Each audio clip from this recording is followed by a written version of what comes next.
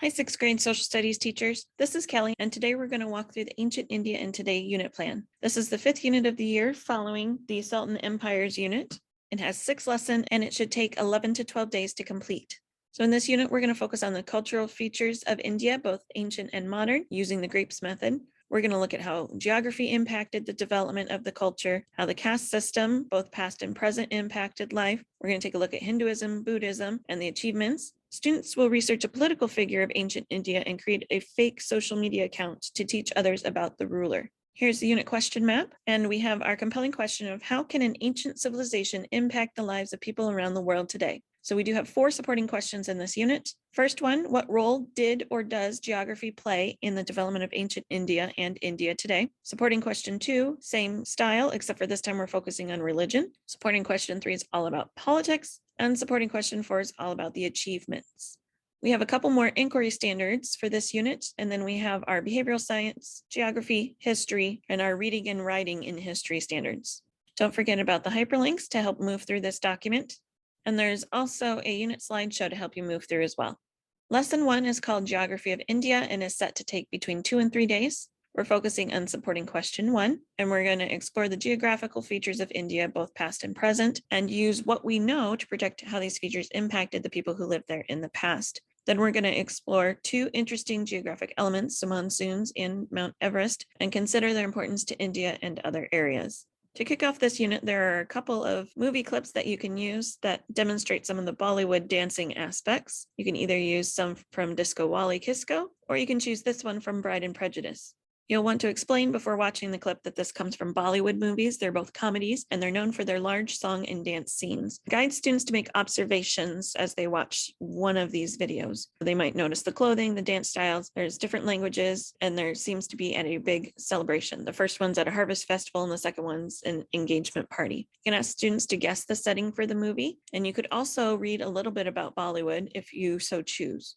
Then we go through the compelling question, and you can have students mark out the important information on their student packet. And then we move on to looking at the map of India. You can ask students to pick out what they notice, and then work on the map activity in their student packet on page 3, make some predictions, and then learn more about the geography of ancient India or of India today.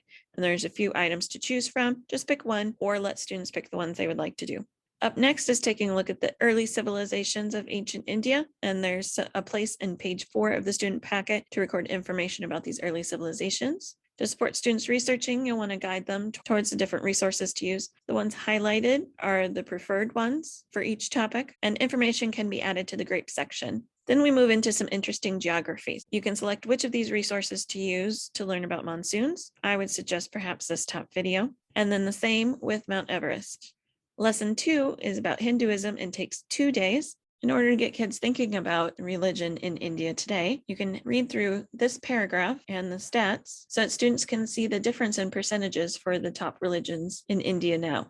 Then we have more information on Hinduism. This is one that the students learned about in the first unit, so you might just need to do a brief review and only spend about 1 day instead of 2 on this whole lesson. Then we move through and look at connections to today and focusing on whether or not the caste system from Hinduism is still present, and take a look at Hinduism around the world. Lesson 3 is about Buddhism and is meant to take about 2 days. Again, this religion was learned in the first unit of the year, and this may end up being more of a simple review. You can begin with learning about the Ellora Caves, then move into a review of Buddhism, and then complete the connections to today, including a couple of spots around Iowa that students may or may not recognize.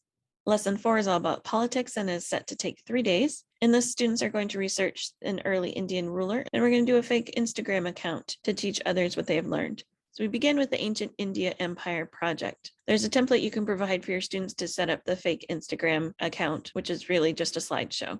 Have a little bit of time to present the finished project in small groups. That way students can learn about different rulers and they can add some information to the Grapes section in their student packet, and then spend a little bit of time finding out more about India's government today. Lesson 5 focuses on the achievements and is set to take 1 day.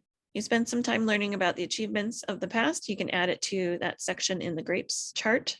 There are a couple of games to play that originated in ancient India that students might be familiar with. And then you can have a quick discussion on how these achievements are connected to today. Lesson 6 is the summative and is set to take 1 day. Students need to create a response to the compelling question. You can do this in multiple different ways. You could have students write a response, record a video response, perhaps on Flip, which used to be called Flipgrid, or you could have them create a visual. I hope this video was a helpful resource as you prepare to teach the Ancient Indian Today unit. Please be sure to reach out to your PLC leader, instructional coach, or curriculum facilitator if you have any questions or in need of any additional support.